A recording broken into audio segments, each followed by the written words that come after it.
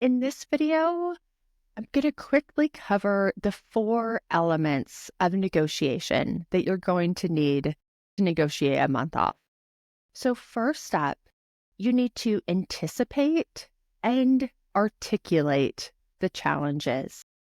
So your boss, they're busy, their plate is full, they're mentally at their capacity. And so you can't show up and just drop this brand new problem in their lap because the lap is full with all of the other problems that they have. So you really need to anticipate, what are the challenges of me leaving? What problems does this create? And the second point, it's a little counterintuitive, but you need to articulate those challenges. Sometimes we kind of get in this mindset of like, I know that there's problems, but I don't want to say those out loud because maybe the other person doesn't realize that these are problems. Trust me, they realize. They see all the problems. So you articulating the problem for them does 2 things.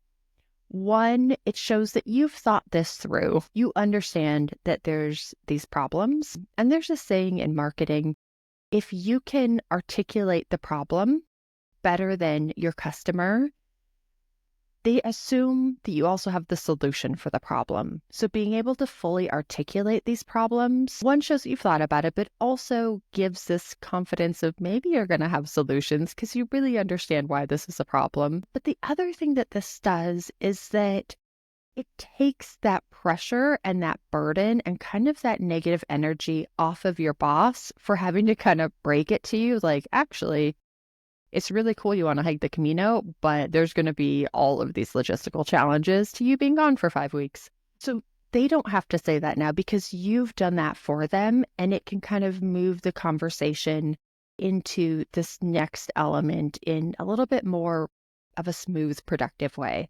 And the second part is then bring solutions. You need to have done the mental and the emotional work of first identifying these challenges, but what are potential solutions? What are ways we can resolve this? There again, your boss has their plate full. They don't have the time or bandwidth to figure this out for you. And if you just assume that figuring this out for you is their job, they'll just say no because they're busy. Like they don't need their life to be any harder. So come up with a variety of different solutions. And then the third one, you need to come in with an energy of this is going to be creative, this is going to be collaborative. So while you're bringing a bunch of solutions, this isn't here's my 47-point plan that I have meticulously laid out and it needs to go exactly like this. Instead, bring a variety of solutions and say, I want to figure this out together. I want to work on this together. I have a bunch of ideas. Here are some of the things I'm thinking. I know this is a challenge. Here's 2 or 3 possible solutions for that challenge. And let them know that this is going to be a back and forth. You're open to suggestions. You have lots of ideas. You want to work together to find creative solutions. And that energy versus sometimes I see people kind of come in with an energy of like, so this is like really important to me and I need this to happen. And they don't identify any of the challenges. They don't bring any of the solutions. They're just like, so is that a yes? And that puts a lot of pressure and anxiety on your boss, which leads into this 4th element of the negotiation. It's going to be a process. This is not one conversation. It's typically, that's great if she or he is like, absolutely, sounds good. See you in a month.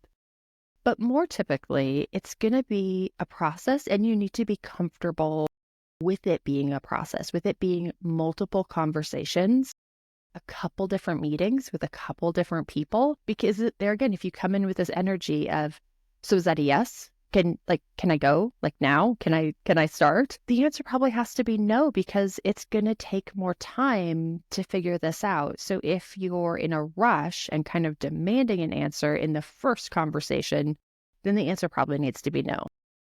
So just, kind of be open to that, bring that energy of like, I know you need to talk to people. I know you need to think about this, and maybe we could talk to HR and maybe we could loop back to this in a week and After you've had time to think about it, and I've heard some of your additional challenges, I'm going to come up with some solutions and we'll see where we can go from there. And we'll talk a little bit about time frame.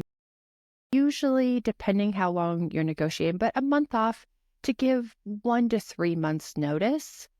Start this conversation about that early tends to be the best time frame.